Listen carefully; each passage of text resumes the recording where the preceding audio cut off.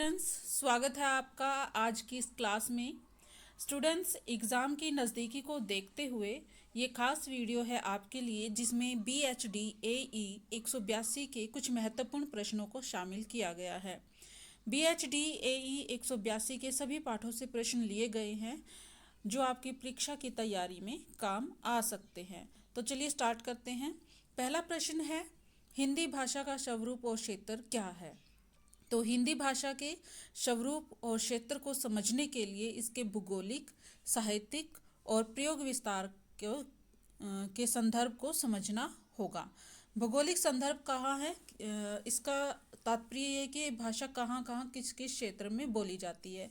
तो हिंदी भाषा जो है बिहार, उत्तर प्रदेश, हिमाचल प्रदेश, हरियाणा, राजस्थान, मध्य प्रदेश, दिल्ली और काफ़ी हद तक पंजाब में भी बोली जाती है।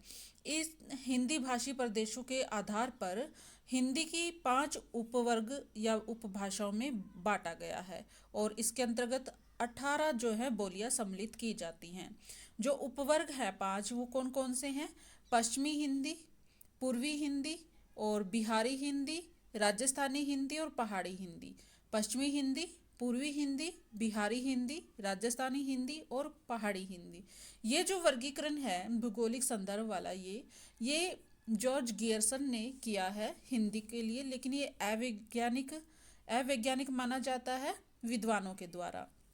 तो ये जो 5 यहाँ पे उपभाषाएं दे रखी हैं, इन्हें हम पढ़ते हैं और इनके अंतर्गत जो जो बोलियां आती हैं उनका भी हम विचार करेंगे, उनको भी पढ़ेंगे।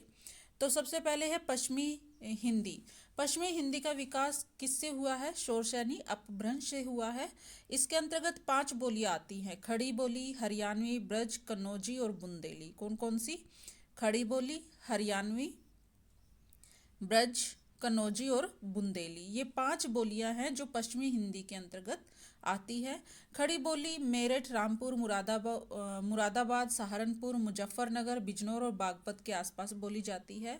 और ये जो खड़ी बोली है ये हिंदी और उर्दू का जो आधुनिक रूप है इसी से आया है। किससे? खड़ी बोली से आधुनिक हिंदी और उर्दू का जो है विकास हुआ है। बांगरू को क्या बोल देते हैं? जाटू या हरियाणवी भी बोल देते हैं। यह पंजाब के दक्षिण पूर्व में बोली जाती है। कुछ विद्वानों के अनुसार जो बांगरू है वो खड़ी बोली का ही एक रूप है। पंजाबी और राजस्थानी का मिश्रण क्या है? खड़ी बोली है। ब्रज भाषा मथुरा के आसपास ब्रजमंडल में बोली जाती है। और ब्रज भाषा में क्या हुआ है, इसमें बहुत सारे साहित्य लिखे गए हैं, उच्च कोटि के काव्य लिखे गए हैं ब्रज में। इसलिए से ब्रज को उपभाषा न कहकर सम्मान देने के लिए क्या बोल दिया जाता है? इसके पीछे भाषा लगा दिया जाता है, जबकि ये उपभाषा है। ठीक है। नेक्स्ट है हमारी पूर्वी हिंदी। पूर्वी हिंदी को पढ़ लेते हैं। पूर्वी हिंदी की 3 शाखाएं हैं। कौन कौन सी? अवधी, बघेली और छत्तीसगढ़ी। अवधी है वो अर्ध मागधी परंपरा के में है और यह अवध में बोली जाती है। और अवधी जो है उसके भी आगे 2 भाग है, पूर्वी अवधी और पश्चिमी अवधी। अवधी को बैसबाड़ी भी कहते हैं। तुलसी के रामचरित में अधिकतर जो अवधि मिलती है वो पश्चिमी हिंदी अवधि मिलती है और जायसी की पंद्रवामत में पूर्वी अवधि मिलती है। बघेली बघेलखंड में प्रचलित है और यह अवधि का ही दक्षिणी रूप है। छत्तीसगढ़ी जो है पलामू, जो कि झारखंड की सीमा से है लेकर दक्षिण में बस्तर तक और पश्चिम में बघेलखंड की सीमा से उड़ीसा की सीमा तक फैले भूभाग पर बोली जाती है। और इसमें प्राचीन साहित्य नहीं लिखा गया है, लेकिन वर्तमान में लोक साहित्य जो है लिखा जा रहा है। अगला है आपका जो हिंदी प्रदेश की 3 उपभाषाएं रह गई हैं। हमने पूर्वी हिंदी और पश्चिमी हिंदी पढ़ ली है। अब हम पढ़ेंगे बिहारी हिंदी, राजस्थानी हिंदी और पहाड़ी हिंदी। बिहारी उपभाषा वर्ग की 3 शाखाएं हैं: भोजपुरी, मगही और मैथिली। बिहार के एक कस्बे के नाम पर ये भोजपुरी नाम पड़ा है बोली इस उपभाषा का। कस्बा कौन सा है? भोजपुर। और इसी के नाम पर कौन सी भाषा का नाम रखा गया है? भोजपुरी का। भोजपुरी का प्रसार बिहार से अधिक यूपी में हुआ है। यूपी में ज़्यादातर बोली जाती है। बिहार में तो ये शाहाबाद, चंपारण और सहारन जिले से लेकर गोरखपुर और बनारस के मिश्रण तक भोजपुरी का विस्तार है। भोजपुरी पूर्वी हिंदी के अधिक निकट है और हिंदी प्रदेश की बोलियों में भोजपुरी बोलने वालों की संख्या सबसे अधिक है। इसमें प्राचीन साहित्य जो है वो नहीं मिलते हैं, लेकिन वर्तमान में लिखे जा रहे हैं। और वैसे इसके जो लिपि है मगही के केंद्र पटना और गया है मगही का, और इसकी लिपि जो है केथी लिपि है, और अभी वर्तमान में देवनागरी लिपि में ये लिखा जा रहा है। मगही के आधुनिक जो साहित्य है बहुत प्रसिद्ध है। मैथिली एक स्वतंत्र भाषा है जो संस्कृत के करीब होने के कारण हिंदी से मिलती जुलती है, लेकिन मैथिली हिंदी से अधिक बांग्ला के निकट है। मैथिली गंगा के उत्तर में दरभंगा के आसपास प्रचलित है, और ये इसका जो साहित्य है वो परंपरा है वो पुराना है। विद्यापति के पद इसी में लिखे मिलते हैं, इसमें नाटक भी लिखे मिलते हैं। और मैथिली जो है भारत और नेपाल में के संविधान में भी स्वीकृत भाषा है, और नेपाल में ये दूसरी ऐसी भाषा है जो सबसे ज़्यादा बोली जाती है। नेक्स्ट है आपकी पहाड़ी भाषा। पहाड़ी भाषा कौन सी है? एक मिनट, हम बिहारी पढ़ चुके हैं। राजस्थानी राजस्थानी जो भाषा है वो है, उसका प्रसार जो है पंजाब के दक्षिण में है, और जो जितना भी राजपूताना है और मध्य प्रदेश है, मध्य प्रदेश के मालवा में ये बोली जाती है। राजस्थानी का संबंध एक और ब्रज भाषा से और दूसरी ओर गुजराती से है। पुरानी राजस्थानी को क्या बोलते हैं? डिंगल बोलते हैं। और इसमें चारणों द्वारा लिखा गया जो साहित्य है वो प्राप्त होता है, और इसे भीली भी बोलते हैं। राजस्थानी भाषा को भीली भी बोलते हैं। और राजस्थानी में गद्य जो साहित्य की परंपरा पुरानी है। इसकी 4 मुख्य भाषाएं हैं। मेवाती है, और ये मालवी है, जयपुरी है और मारवाड़ी है। मारवाड़ी सबसे अधिक प्रचलन में है। राजस्थान के अंतर्गत कुछ विद्वान इसे भीली को भी लेते हैं। ठीक है। पहाड़ी उपभाषा राजस्थानी से मिलती जुलती है, और हिंदी प्रदेश के उत्तर हिमालय के दक्षिणी भाग में नेपाल से शिमला तक पहाड़ी भाषा जो है बोली जाती है। इसकी 3 शाखाएं हैं, पूर्वी, मध्यवर्ती और पश्चिमी। पूर्वी नेपाल में की प्रधान भाषा है, तो पश्चिमी हिमाचल प्रदेश की, तो मध्यवर्ती कुमायूं और गढ़वाल में प्रचलित है। और इसके जो मध्यवर्ती जो पहाड़ी है भाषा है उपभाषा है, उसकी 2 शाखाएं हैं, कुमाऊनी और गढ़वाली। और ये किस लिपि में लिखी जाती है? नागरी लिपि में लिखी जाती है। ठीक है। इसकी उपबोलियाँ देखो यहाँ पे, पश्चिमी पहाड़ी की जो हिमाचल प्रदेश में बोली जाती है, मंडियाली, कुल्वी, चाम्बियाली, कयाथली, कांगड़ी, सिरमौरी, बागटी और बिलासपुरी। ये हो गया आपकी हिंदी का जो स्वरूप है और क्षेत्र है, ये हमने पढ़ा। अब हमने इसका भूगोलिक संदर्भ पढ़ा है, और इसका साहित्यिक संदर्भ और प्रयोग विस्तार का संदर्भ हम पढ़ लेते हैं। साहित्यिक जो संदर्भ है, साहित्यिक संदर्भ का मतलब है कि इन भाषाओं में या उपबोलियों में साहित्य और गद्य रचा गया। ठीक है। तो मैथिली, मारवाड़ी, ब्रजभाषा, अवधी और खड़ी बोली में पर्याप्त मात्रा में साहित्य मिलता है, चाहे वो गद्य हो चाहे वो पद्य हो।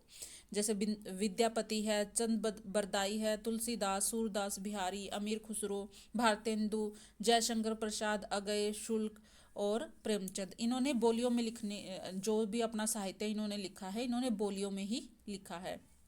प्रयोग विस्तार का संदर्भ। प्रयोग विस्तार का संबंध साहित्यिक और मानक हिंदी है, वो खड़ी बोली और अन्य बोली भाषाओं का योगदान है। साहित्यिक और मानक हिंदी किसका? खड़ी बोली और अन्य बोली व भाषा, इनके योगदान से साहित्यिक और मानक हिंदी बनी है। और खड़ी बोली है का जो मानक रूप है बोला और समझा जाता है समस्त भारत में। एक यहाँ एक बोध प्रश्न है, नीचे देख लेते हैं। ब्लॉग और ट्रेगर की परिभाषा देते हुए बताइए कि इस भाषा में किन 4 पक्षों का उल्लेख हुआ है। हिंदी के लिए जो ब्लॉग और ट्रेगर जो विद्वान हुए हैं 2, उन्होंने एक परिभाषा दी है कि भाषा क्या है। भाषा की एक परिभाषा दी, उसमें 4 पक्षों को रखा है। तो उसका वो एक पक्ष कौन कौन से देख लेते हैं। ब्लॉग और ट्रेगर की जो परिभाषा है काफ़ी सीमा तक सार्थक और अधिक मान्य है। उनके अनुसार ये परिभाषा यहाँ लिखी हुई है कि भाषा यादृच्छिक ध्वनि प्रतीकों की व्यवस्था है जिसके द्वारा समाज अपने विचारों का आदान प्रदान करता है। तो कौन से 4 पक्ष आए इसमें? ध्वनि आ गई, समाज आ गया, यादृच्छिक आ गया और व्यवस्था आ गया। ये 4 शब्दों का अच्छे से इस 4 पक्षों का इसमें उल्लेख हुआ है। नेक्स्ट है प्रश्न है, मौखिक भाषा और लिखित भाषा में अंतर स्पष्ट कीजिए। मौखिक भाषा वह भाषा क्या होती है जिससे हम अपने विचारों का आदान प्रदान करते हैं। हम शुरू से ही पहली कक्षा से ही पढ़ते आ रहे हैं कि भाषा क्या है, भाषा के कितने रूप है, तो ये ज़्यादा समझाने की ज़रूरत भी नहीं है। फिर भी ये क्वेश्चन आ सकता है, पिछले जो मैंने क्वेश्चन पेपर देखा है उस हिसाब से ये क्वेश्चन बनता है। और ये आपके दूसरे लेसन से आपका क्वेश्चन है। मौखिक भाषा और लिखित भाषा में अंतर स्पष्ट कीजिए। तो भाषा क्या होती है जिससे मनुष्य जो है व्यक्ति अपने विचारों का आदान प्रदान करता है करते हैं, तो वो भाषा है। तो भाषा के तीन रूप है, मौखिक भाषा, लिखित भाषा और सांकेतिक भाषा। मौखिक भाषा कौन सी होती है? जो हम बोलकर दूसरों को समझाने की कोशिश करते हैं और सुनने वाले क्या है, सुनकर उन बातों को समझते हैं जो हम बोलने वाला बताना चाहता है। इस प्रकार भाषा का वह रूप जिसमें एक व्यक्ति बोलकर अपने विचारों को प्रकट करता है और दूसरा व्यक्ति उसे सुनकर समझता है, ये मौखिक भाषा है। दूसरे शब्दों में हम कह सकते हैं कि जिस ध्वनि का उच्चारण करके या बोलकर हम अपनी बात दूसरों को समझाते हैं उसे मौखिक भाषा कहते हैं। और इसके उदाहरण हैं टेलीफोन, दूरदर्शन, भाषण, वार्तालाप, नाटक, रेडियो। ये भाषा का प्राचीनतम रूप है। मनुष्य ने सबसे पहले मौखिक भाषा ही सीखी थी। लिखित भाषा, लिखित भाषा में क्या होता है कि हम अपने विचारों को लिख कर दूसरों तक पहुंचाते हैं और दूसरा व्यक्ति जो है वो पढ़कर उन भावों को समझता है। एक व्यक्ति लिखकर विचार या भाव प्रकट करता है और दूसरा पढ़कर उसे समझता है। इस प्रकार भाषा का वह रूप जिसमें एक व्यक्ति अपने विचार या भाव को लिखकर प्रकट करता है और दूसरा व्यक्ति पढ़कर उसकी बात को समझता है, वो क्या है? भाषा का लिखित रूप है। नेक्स्ट है आपका दूसरे शब्दों में यहाँ पर लिखित रूप के लिए परिभाषा जो दी गई है, जिन अक्षरों से या चिन्हों की सहायता से हम अपने मन के विचारों को लिखकर प्रकट करते हैं उसे लिखित भाषा कहते हैं। उदाहरण के लिए पत्र, लेख, पत्रिका, समाचार पत्र, कहानी, जीवनी, समाचार आदि। भाषा का जो तीसरा रूप है वो है सांकेतिक भाषा। इसमें क्या होते हैं, बच्चे या गूंगे जो होते हैं वो संकेत के द्वारा, अपने इशारों के द्वारा दूसरों को बातें समझाते हैं और दूसरों की भाषा भी ऐसे ही समझते हैं। इसे क्या कहते हैं? सांकेतिक भाषा कहते हैं। जैसे चौराहे पर खड़ा यातायात नियंत्रण करने वाला सिपाही या मूक बधिर व्यक्तियों का वार्तालाप, ये सब क्या है? सांकेतिक है और इसका कोई व्याकरण नहीं है। इसका अध्ययन हम व्याकरण में नहीं करते हैं। वर्ण और लिपि के अंतर संबंध पर एक टिप्पणी लिखिए। किसी भाषा के लिखने के लिए अक्षरों के समूह को लिपि कहते हैं। जिन चिन्हों में हम भाषा को लिखते हैं, जिन चिन्हों की जरूरत होती है उन्हीं चिन्हों को लिपि कहते हैं और लिपि भाषा का लिखित रूप है। जिन मौखिक ध्वनियों को हम बोलते हैं उन्हें लिखने के लिए कुछ चिन्हों की आवश्यकता होती है और उन्हीं चिन्हों को वर्ण और लिपि कहा जाता है। वर्ण और लिपि आपस में अंतर संबंध है। नेक्स्ट क्वेश्चन है आपका, हाँ, स्वरों के वर्गीकरण विभिन्न आधारों पर कीजिए। स्वरों का वर्गीकरण कई तरह से किया जाता है, तो ये जो हम पढ़ेंगे वो ध्वनियों के आधार पर है। स्वर ध्वनियों का वर्गीकरण, स्वर ध्वनियों का वर्गीकरण है, इसको तीन आधारों पर किया गया है। जीव की ऊंचाई, जीव की स्थिति और होठों की आकृति के आधार पर स्वरों का वर्गीकरण। जीव की ऊंचाई के आधार पर स्वरों को चार भागों में विभक्त किया गया है: संवृत, अर्धसंवृत, अर्धविवृत और विवृत। तो हम में पढ़ लेते हैं ये चार प्रकार कैसे हैं। सबसे पहले संवृत, जिन स्वरों के उच्चारण में जीहा का जितना अधिक भाग ऊपर की ओर उठता है उससे वायु उतना ही संकुचित होकर बिना किसी रुकावट के बाहर निकलती है। इससे उच्चारित होने वाले स्वर जो होते हैं संवृत होते हैं। अब यहाँ दिए गए हैं ई, उ, औ। इसमें क्या हो रहा है, जो जीव है, जीव का जो बीच का हिस्सा है, आप बोलकर देख सकते हैं ई, उ। इसमें जीव के बीच का हिस्सा जो है, पिछला हिस्सा थोड़ा ऊपर उठ रहा है। तो इसमें क्या होता है कि हवा उससे बिना किसी रुकावट के बाहर निकलती है, तो उसे संवृत कहते हैं।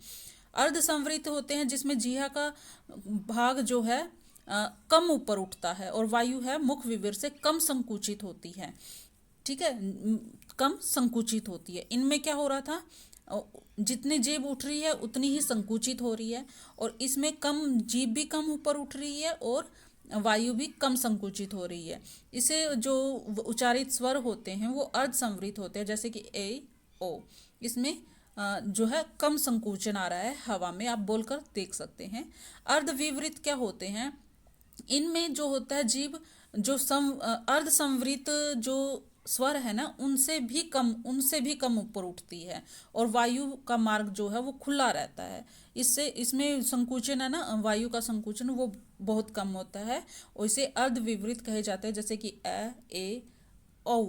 इसमें वायु मार्ग जो है मुख से जो निकल रही है हवा वो खुले ही रहता है वो मार्ग।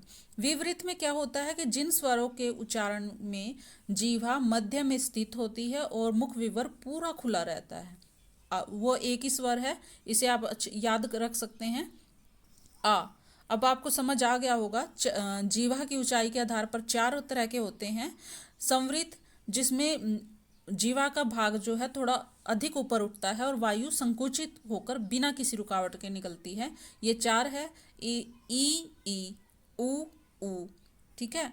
और अर्ध संवरित है, जो इनसे कम, जितनी जीभ का भाग इसमें जितना ऊपर उठ रहा है उससे कम यहाँ पे उठता है, और इसमें दो ही अक्षर आते हैं अर्ध संवरित में, ए और ओ, और बाकी के जो है आ को छोड़ के अर्ध विवरित में आ रहे हैं और आ विवरित में आ रहा है। अब आ जाते हैं जीव की स्थिति के आधार पर। किसी स्वर के उच्चारण में जीव की स्थिति के आधार पर स्वरों के तीन भेद हैं। कौन कौन से? एक मिनट। हाँ, अग्र स्वर, मध्य स्वर और पश्च स्वर। थोड़ा छोटा कर लेते हैं, सारा दिखाई देगा। हाँ, अग्र स्वर में जिन स्वरों का उच्चारण जीवा के आगे के भाग से में होता है, आगे का भाग जो है जीव का सक्रिय होता है, जैसे कि ई ऐ ए ऐ। और मध्य स्वर में जीव का जो है मध्य का भाग सक्रिय होता है, जैसे कि अ। और पश्च स्वर में जीव का पीछे का भाग सक्रिय होता है, जैसे कि उ औ ओ औ और आ।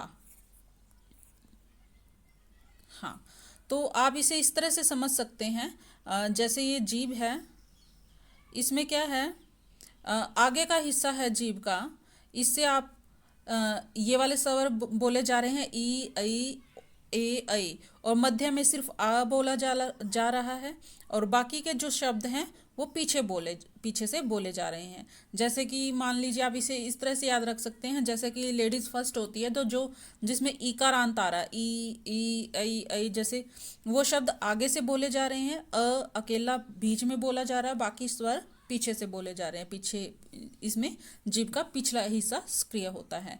तो ये हो गया आपका जीभ की स्थिति के आधार पर। नेक्स्ट आ जाता है आपका होठ की आकृति के आधार पर स्वर। होठ की आकृति जिसमें गोल हो जाती है वो गोलीय स्वर, और जिनमें होठ की आकृति गोल नहीं होती वो अगोलीय। वो आप बोलकर भी देख सकते हो, आपको पता चल जाएगा। ठीक है। तो जैसे कि औ उ ओ औ अ है, ये सब क्या है, इनमें होठों की आकृति गोल हो रही है, आप बोलकर देख सकते हैं। तो ये गोलीय हो गए, और जिनमें बाकी के जो बच गए वो अगोलीय, इसमें होठों की स्थिति गोलाकार नहीं रहती है। ठीक है। नेक्स्ट क्वेश्चन है आपका, उच्चारण स्थान के आधार पर स्वरों का वर्गीकरण। अभी हमने क्या पढ़ा था, ध्वनियों का स्वर वर्गीकरण। अब उच्चारण स्थान के आधार पर अगर पूछ लिया जाए तो उसमें क्या आ जाएगा, आपके तीन तरह के होते हैं, हर्षव, दीर्घ और प्लुत। तो पढ़ लेते हैं। हर्षव स्वर कौन से होते हैं, जिसमें बोलने में एक मात्रा का समय लगता है, जो छोटा ए हो गया, छोटी ई, छोटा ऊ और री, ये चार ही होते हैं जो हर्षव है, और इन्हें बोलने में कम से कम समय लगता है। दीर्घ स्वर, जिन्हें बोलने में हर्ष स्वर से दुगना समय लगता है, जैसे कि बड़ा आ हो गया, बड़ी, बड़ा ऊ और ए ऐ ओ औ, ये हो गए। और जो ए ऐ ओ औ है, इन्हें संयुक्त मिश्र या संधि स्वर भी कहते हैं, संयुक्त मिश्र या संधि स्वर भी कहते हैं इन्हें। ठीक है। नेक्स्ट आ गया आपका प्लुत। प्लुत में क्या होता है, प्लुत स्वर में क्या होता है, जिसमें जैसे अभी आपने हर्षव स्वर पढ़ा, हर्षव स्वर में बोलने में कितनी मात्राओं का समय लग रहा है? एक मात्रा का समय लग रहा है।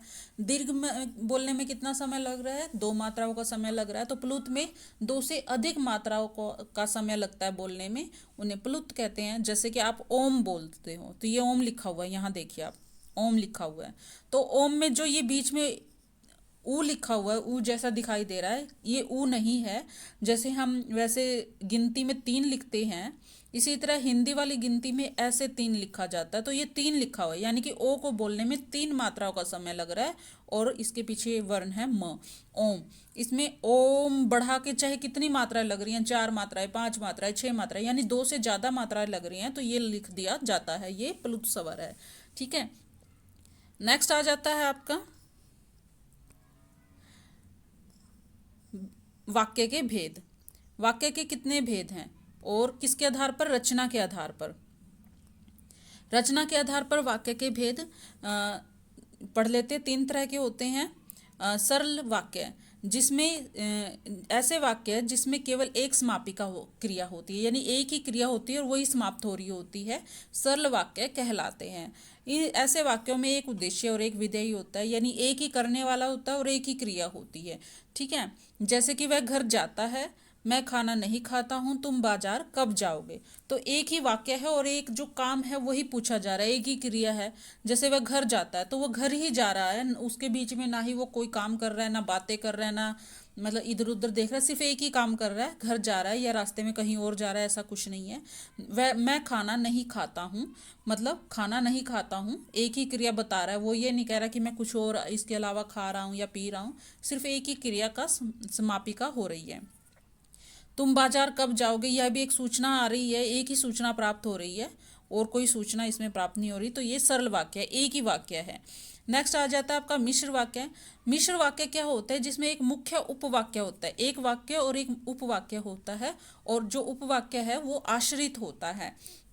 जैसे कि उसने पूछा, उसने कहा कि तुम्हारा नाम बहुत अच्छा है। तो अगर हम इनको तोड़े इस वाक्य को, तो तुम्हारा नाम अच्छा है ये भी एक अलग से वाक्य है, लेकिन ये इस पर डिपेंड है क्योंकि इसने पूछा है, और ये किन दोनों वाक्य की से जुड़े हुए हैं। इसी तरह से यदि तुम घर जाओगे तो मैं बाजार से मिठाई लाऊंगा। तुम घर जाओगे, यदि तुम घर जाओगे, ये भी अलग से एक वाक्य है, और मैं घर बाजार से मिठाई लाऊंगा, ये भी एक वाक्य है। लेकिन ये उपवाक्य इसलिए बन गया क्योंकि ये इस पे आश्रित हो गया कि तुम घर जाओगे तो, यानी कि ये दोनों तो से जुड़े हुए हैं। तो मैं बाजार से मिठाई लाऊंगा, अगर तुम घर नहीं जाओगे तो मिठाई नहीं आएगी। तो मिश्र वाक्य जो होते हैं वो कुछ ऐसे शब्दों से, समुच्चय बोधक शब्दों से जुड़े होते हैं, जैसे कि जो कि, जिस, क्योंकि, इसलिए आदि का प्रयोग किया जाता है। संयुक्त वाक्य, ऐसे वाक्य जिनमें एक या एक से अधिक मुख्य उपवाक्य का प्रयोग होता है तथा वे आपस में समानाधिकरण समुच्चय बोधकों के माध्यम से जुड़े होते हैं, संयुक्त वाक्य कहलाते हैं।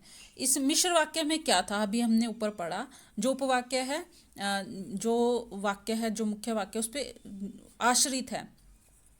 लेकिन यहाँ क्या हो गया, इसमें आश्रित नहीं है लेकिन एक दूसरे से जुड़े हुए हैं। मैं घर जाऊंगा, तुम बाजार जाओगे, इनका दोनों का आपस में कोई लेना देना नहीं है, वो अपने रास्ते जा रहा है, वो अपने रास्ते जा रहा है, लेकिन इनको और से जोड़ दिया गया है कि मैं घर जाऊंगा, तुम बाजार जाओ।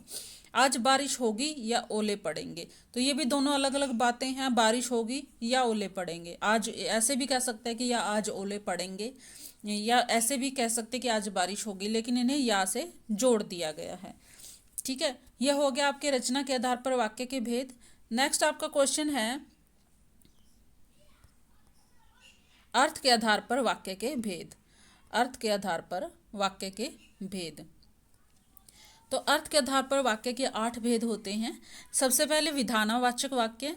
ये वाक्य वो होते हैं जिसमें किसी क्रिया का होना या करना पाया जाए, उसे विधान होते हैं। क्रिया का विधान इसमें होता है, जैसे रमा खेल रही है, मतलब क्रिया हो रही है, रमेश पढ़ रहा है, क्रिया हो रही है। तो ये सब क्या है, विधानवाचक वाक्य हैं। निषेधवाचक, जिसमें क्रिया का न करने का या न होने का बोध हो, जैसे बाहर जाना मना है, तो इसमें न का भेद आ रहा है, न होने का बोध हो रहा है, तो ये निषेधवाचक वाक्य है। प्रश्नवाचक वाक्य में क्या होता है कि वाक्य में प्रश्न का बोध होता है और वाक्य के अंत में क्या लगा होता है, प्रश्नवाचक चिन्ह लगा होता है, जैसे कि तुम क्या कर रहे हो और पीछे ये क्वेश्चन मार्क चिन्ह लगा हुआ है। संदेहवाचक वाक्य में क्या होता है, जिस वाक्य में संदेह हो या कोई संभावना का बोध हो उसे संदेहवाचक होता है, कि शायद आज बारिश होगी, कि मतलब पक्का नहीं है, शायद है, तो संदेह है, तो संदेह है तो संदेहवाचक वाक्य है। नेक्स्ट है संकेतवाचक वाक्य। संकेतवाचक वाक्य वो होते हैं जिस वाक्य में एक क्रिया दूसरी क्रिया पे निर्भर होने का संकेत होता है। तो जैसे कि यदि बारिश होती तो पानी की कमी ना होती, तो यहाँ पे संकेत दिया जा रहा है कि बारिश न होने की वजह से पानी की कमी हो रही है। नेक्स्ट आपका आता है छठा इच्छावाचक वाक्य, जिसमें आप इच्छा करते हो या शुभकामनाएं देते हो, आशीर्वाद दे रहे हो, आशा प्रकट कर रहे हो, भाव प्रकट जो हो रहा है उसे क्या कहते हैं, इच्छावाचक। जैसे कि मुझे आज बाहर जाने का मन हो रहा है, इच्छा आ गई। आप अच्छे अंकों से पास हो गई, आपके लिए शुभकामनाएं आ गई। ठीक है, ये सब हो गया। सदा कल्याण हो, आशीर्वाद आ गया, और अच्छे के लिए आशा, आशा का भाव आ गया। सातवां आपका आता है आज्ञावाचक वाक्य, जिसमें आप किसी को आज्ञा दे रहे हो, उपदेश दे रहे हो, आदेश दे रहे हो, प्रार्थना कर रहे हो, ये सब आज्ञावाचक वाक्य होते हैं। आठवां आ गया आपका विस्मयादिबोधक वाक्य। इसमें क्या होता है कि आप विस्मय प्रकट कर रहे हो, भावनाएं प्रकट कर रहे हो, जैसे कि विस्मय, हर्ष, क्रोध, घृणा, ये सब भाव जो प्रकट हो रहे हैं वो विस्मयादिवाचक वाक्य होते हैं। और इसका एक खास पहचान है, ये लगा होता है, ये वाला मार्क्स लगा होता है, जैसे अरे तुम कितनी सुंदर लग रही हो, यहाँ पे ये वाला मार्क्स आ गया। धन्य धन्य, ये वाला जो निशान है, चिन्ह है, तुम पहले नंबर से पास हो गए, बस करो तुम्हें बहुत कुछ समझ में नहीं आता। तो जहाँ भी ये निशान लगा हो ये विस्मयादि वाचक वाक्य है। ठीक है, ये हो गया आपका जो ये अर्थ के आधार पर हो गए, रचना के आधार पर हो गए। अब आपका आ जाता है लास्ट क्वेश्चन है आज का, संप्रेषण के विभिन्न रूपों का संक्षिप्त परिचय दीजिए। संप्रेषण के विभिन्न रूपों का संक्षिप्त परिचय इस प्रकार है। स्टूडेंट्स, ये क्वेश्चन करने से पहले मैं आपसे रिक्वेस्ट है कि यदि आपको ये जो वीडियो है अच्छी लग रही है तो आप इसे शेयर ज़रूर करें और लाइक करें। ठीक है, और जिनके पास भी ये सब्जेक्ट है उन तक ये वीडियो पहुंचाए। और आप चाहते हैं कि ऐसी ही वीडियो किसी और सब्जेक्ट की भी, या इसी सब्जेक्ट के लिए आप दूसरी वीडियो चाहते हैं, या किसी और सब्जेक्ट के लिए इंपॉर्टेंट क्वेश्चन आप चाहते हैं, तो आप कमेंट बॉक्स में लिख सकते हैं। चलिए प्रश्न कर लेते हैं। संप्रेषण के विभिन्न रूपों का संक्षिप्त परिचय दीजिए। तो संप्रेषण के विभिन्न रूपों का संक्षिप्त परिचय इस प्रकार है। नंबर 1, संप्रेषण क्या होता है, जब हम अपने विचारों का आदान प्रदान करते हैं, कम्युनिकेशन जो हम स्थापित करते हैं वो संप्रेषण होता है। तो संप्रेषण में सबसे पहले आ जाता है आपका साक्षात्कार। साक्षात्कार जो है दो या दो से अधिक व्यक्तियों के बीच में हो सकता है, और ज़्यादातर इसमें दो व्यक्तियों का होना ही जरूरी है। जैसे इसमें क्या होता है कि एक व्यक्ति जो है वो प्रश्न करता है और दूसरा व्यक्ति क्या है उसका उत्तर देता है, तो 200 तो कम से कम होना चाहिए। और मनुष्य के जीवन में, हम सब के जीवन में साक्षात्कार का ज़्यादा महत्व है। और ये कहाँ यूज़ होता है सबसे ज़्यादा, ये मतलब व्यावसायिक, घरेलू, निजी, नौकरी, राजनीति, इन सब में ये व्यापक रूप से प्रयोग होता है, इसका प्रभाव सबसे ज़्यादा होता है। दूसरा है संवाद।